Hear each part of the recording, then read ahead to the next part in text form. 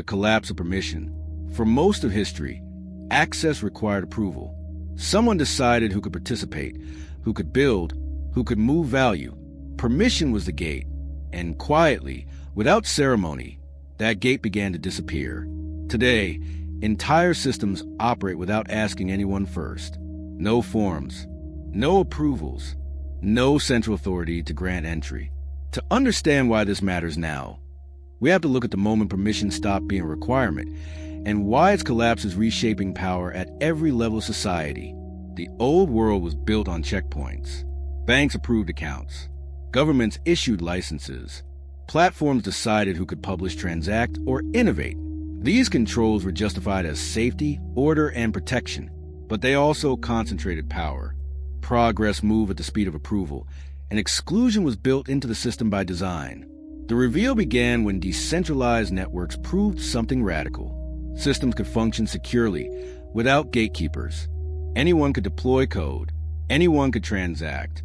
Anyone could participate by following transparent rules enforced automatically.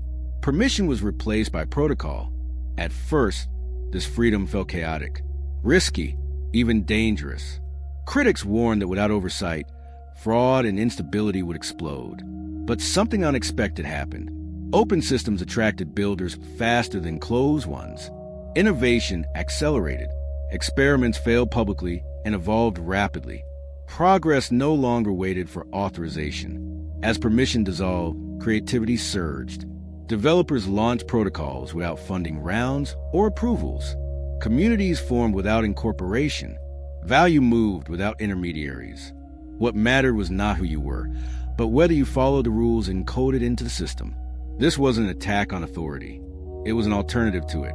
A world where access was default, not granted. Where participation required understanding, not approval. And once people experienced that freedom, it became impossible to ignore. The collapse of permission was not loud. It was structural. And once the gate disappeared, there was no clear way to rebuild it. As permissionless systems spread, their impact reached far beyond technology. Entire industries built around gatekeeping began to feel the pressure. Licensing, accreditation, and approval processes that once defined access lost relevance in environments where anyone could participate by default. The rules were public, the barriers were gone, and the consequences were profound. The conflict emerged when institutions realized that permissionless systems could not be controlled in familiar ways. There was no office to regulate, no executive to pressure, no central switch to turn off.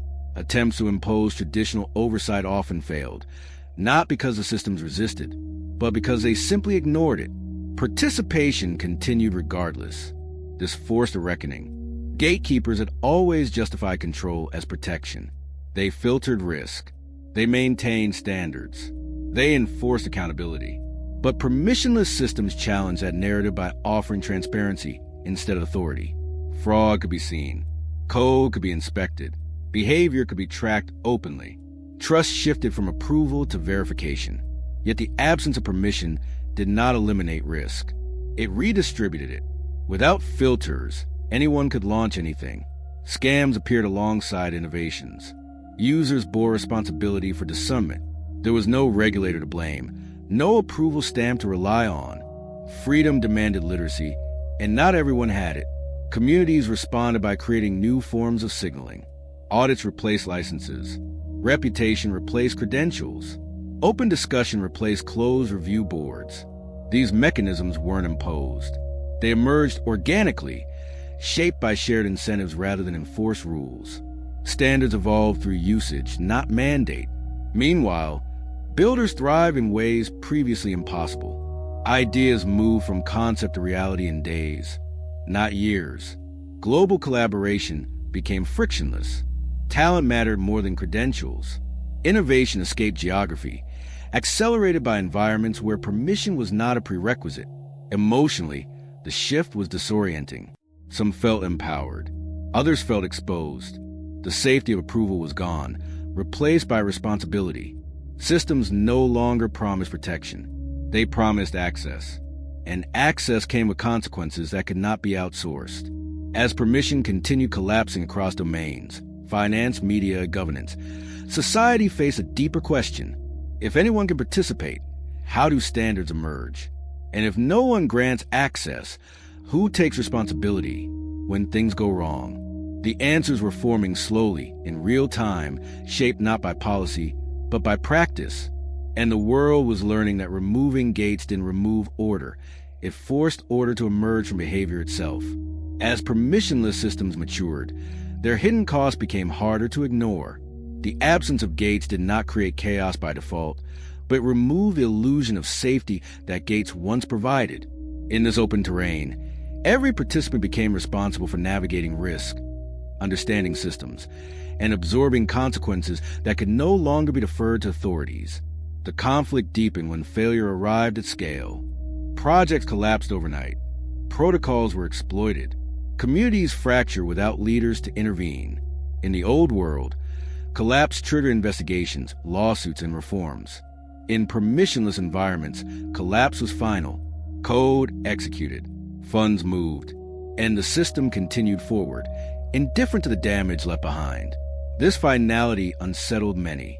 Without permission, there was no rescue. Without approval, there was no guarantee. Freedom revealed its sharp edge. The same openness that allowed innovation to flourish also allowed mistakes to propagate without restraint. Responsibility could not be outsourced, only learned. Communities adapted by building informal layers of defense. Shared knowledge became essential. Education replaced regulation. Those who survived did so not because the system protected them, but because they understood it.